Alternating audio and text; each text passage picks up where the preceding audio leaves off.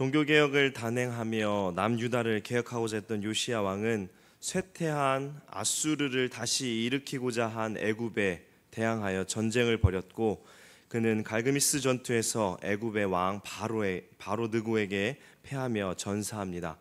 그리고 그의 아들 여호아하스가 왕위를 물려받습니다. 이 여호아하스는 약 석 달 동안 통치를 하는데요, 짧은 기간의 통치를 두고 성경은 이렇게 말씀합니다. 32절에 여호아하스가 그의 조상들의 모든 행위대로 여호와 보시기에 악을 행하였더니, 그의 조상들의 모든 행위대로 여호와 보시기에 악을 행했다고 말씀합니다. 아버지 요시야가 행했던 모습들을 본받고 따르기보다는 그는 다시 악을 행했던 것입니다. 이에 하나님께서는 여호아하스를 징계하십니다. 에스겔 19장 3절 4절에 보면 여호아하스가 왕이 되어 행한 일들에 대하여 비유로 말씀하는데요, 왕을 새끼 사자로 비유하면서 이렇게 말씀합니다. 그 새끼 하나를 키우매 젊은 사자가 되어 먹이 물어뜯기를 배워 사람을 삼킴에 이방이 듣고 함정으로 그를 잡아 갈고리로 꿰어 끌고 애굽 땅으로 간지라. 사자가 먹이 물어뜯는 것을 배우는 것은 너무나 자연스러운 일입니다. 그러나 이 물어뜯는 대상이 잘못되었습니다. 사냥감, 동물을 물어뜯는 것이 아니라 사람을 먹잇감으로 선택한 것이었습니다. 즉 도저히 일어나서는 안 될 일들이 일어난 것이죠.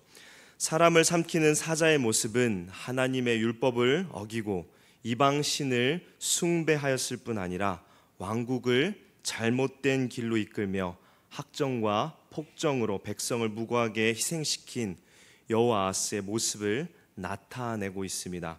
그러자 하나님께서는 그를 애굽 왕에게 넘깁니다.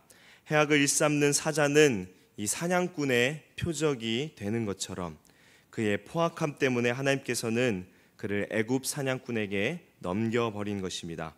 오늘 본문 23장 33절 34절을 보시면 바로 느고가 그를 하맛 땅 림나에 가두어 예루살렘에서 왕이 되지 못하게 하고 또 그 나라로 온 은 100달란트와 금 1달란트를 벌금으로 내게 하고, 바로 느고가 요시야의 아들 엘리야김을 그의 아버지 요시야를 대신하여 왕으로 삼고 그의 이름을 고쳐 여호야김이라 하고 여호아하스는 애굽으로 잡아갔더니 그가 거기서 죽으니라. 바로 느고는 여호아하스를 애굽으로 잡아가 거기서 죽게 하였습니다. 여호아하스는 그의 아버지 요아스의 모습을 지켜보았음에도 그는 아버지의 신앙을 따르지 않고 잘못된 조상들의 모습을 따라갔습니다. 어쩌면 그는 아버지 요시야 왕이 하나님의 말씀을 온전히 따랐음에도 안타까운 죽음을 맞은 것을 보면서 하나님을 떠나기로 작정했을지도 모릅니다. 아버지 요시야 왕이 하나님을 온전히 따랐지만 그 결과는 세상의 신들을 의지한 것과 별반 다르지 않다고 생각해서였을까요? 어쨌든 그는 하나님을 떠나 하나님을 대신하는 것을 찾았고 그 결과는 악이며 멸망이었습니다. 결말은 어찌 보면 요시야 왕과 별로 다를 바 없어 보일지 모릅니다. 그러나 성경은 분명히 다르게 말씀합니다. 요시야 왕은 하나님께서 보시기에 선하였으며 온전히 말씀을 쫓는 왕이었지만 여호아하스는 악하다고 말씀합니다.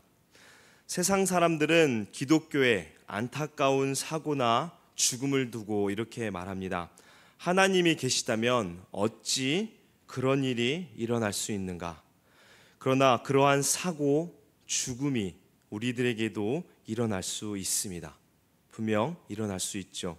그러나 우리는 그러한 사건과 죽음만을 두고 평가하지 않습니다. 그가 어떻게 살았는가가 중요하기 때문입니다. 요시야와 여호아하스의 삶을 비교해 보십시오. 물론 통치 기간도 다르고 마지막에 죽음의 모습도 다르지만 우리는 그 사람이 하나님 앞에 어떻게 살았는가를 봅니다. 그러나 세상을 살면서 세상 사람들은 그 결말만을 보는 것을 봅니다. 세상을 살면서 우리는 어떻습니까? 우리도 이러한 관점에서 바라보는 것을 그리 기뻐하지 않습니다.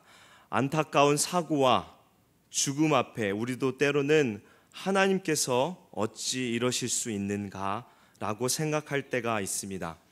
하나님을 온전히 섬기다가 비참하게 죽은 것을 우리는 어떻게 평가하실 겁니까? 그를 두고 비극이라고 말씀하실 건가요?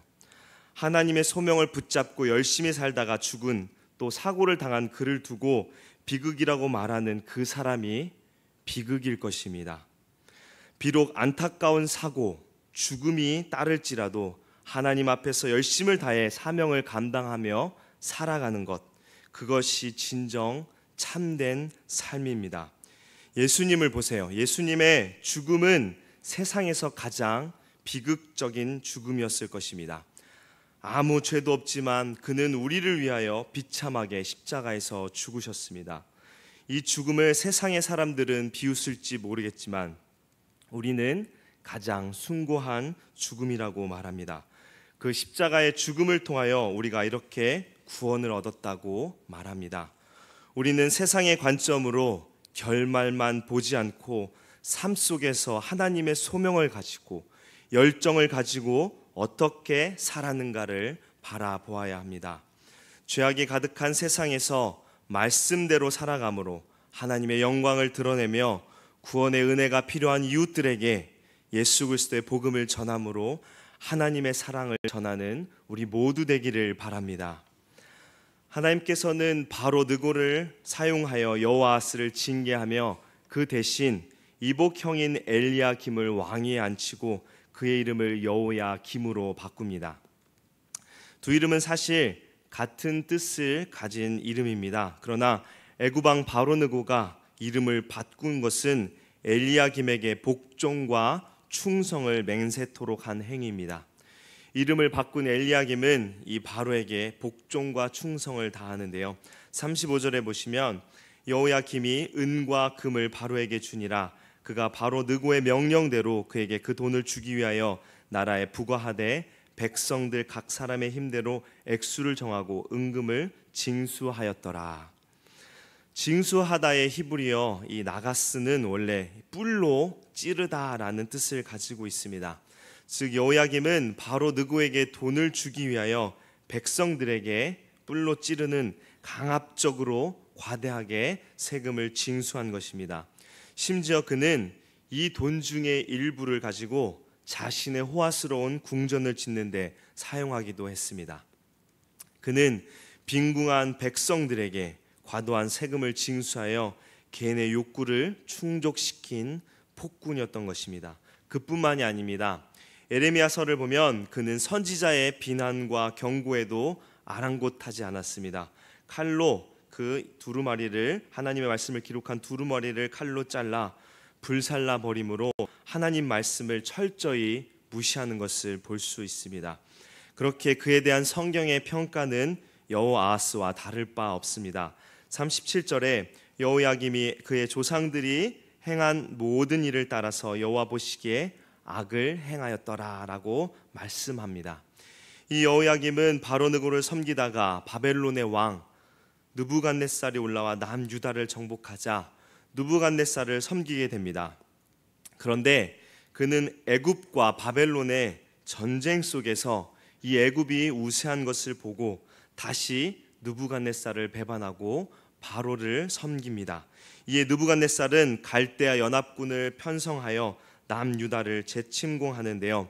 이것을 선지자들이 예언하였고 에레미야 선지자도 바벨론을 섬기라고 하나님의 뜻을 전하였지만 그는 이러한 하나님의 말씀을 듣지 않고 애굽을 따랐습니다. 그러자 느부갓네살은 2차 침공을 하는데 이것을 열왕기와 24장 2절에 갈대아의 부대와 아람의 부대와 모압의 부대와 암몬 자손의 부대를 여호야김에게로 보내 유다를 쳐 멸하려 하시니라고 말씀합니다. 즉 하나님께서 유다를 멸하시기 위해 갈대아 연합군을 보내셨다고 말씀합니다. 그 이유가 무엇일까요? 24장 3절 4절에 그 이유가 나오는데요. 우리 함께 3절 4절 말씀 읽겠습니다. 24장 3절 4절입니다.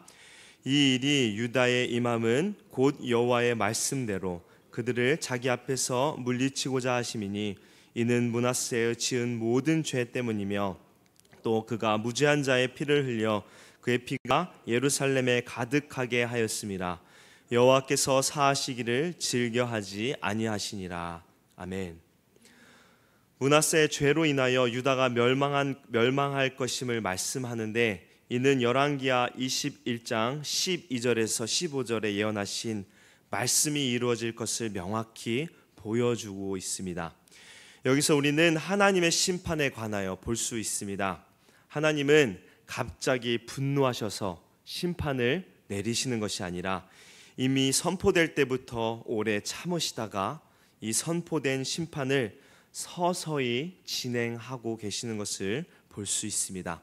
즉 하나님은 노하기를 더디하시는 분이심을 우리로 하여금 알게 하는데요. 동시에 하나님께서 이 내린 심판의 선언은 서서히 진행되지만 그러나 분명히 집행될 것을 경고하고 있습니다. 세상은 하나님의 심판으로 향하여 흘러가고 있습니다. 즉 종말을 향하여 가고 있습니다. 언젠가는 반드시 최후 심판이 있을 것입니다. 하나님은 반드시 인간의 죄악을 심판하시고 징계하십니다. 유다의 멸망의 과정을 통하여 우리는 심판의 때가 다가옴을 알 수 있으며 그럼에도 인간은 자신의 죄를 깨닫지 못하며 여전히 죄악 가운데 살고 있음을 보게 합니다. 그것은 선민 이스라엘에도 예외가 없음을 볼 수 있습니다. 선택받은 백성이지만 그들이 하나님의 말씀을 성실하게 순종하지 못했을 때 그들도 심판을 면할 수 없는 것을 보게 되는데요. 이는 우리에게도 마찬가지입니다. 우리는 예수 그리스도의 십자가의 구원을 통하여 죄 사함을 받고 성령의 인치심을 받아 하나님의 백성이 되었습니다. 하나님의 무조건적인 은혜로 구원을 받았지만 우리는 다른 한편으로 두렵고 떨림으로 구원을 이루어 가야 할 존재입니다. 그렇기 위해 우리는 모두 성령의 인도하심을 따라 은혜 가운데서 더욱 그리스도와 연합한 자로 살아가야 합니다. 성경의 말씀의 가르침을 따르지 않고 우리가 받은 구원의 은혜를 경홀히 여기고 성령을 근심케 하는 삶을 산다면 그것은 아무런 의미가 없는 것입니다. 그렇게 우리는 구원받은 백성으로서 하나님의 말씀과 뜻을 행하며 살아가야 할 줄 믿습니다. 우리 모두 그리스도인의 삶의 본분을 잊지 않고 말씀을 행하며 우리에게 주신 전도의 사명을 온전히 감당하여 죄가 가득한 세상에서 하나님의 뜻을 이루는 참 성도 되길 주님의 이름으로 축원합니다. 함께 기도하겠습니다.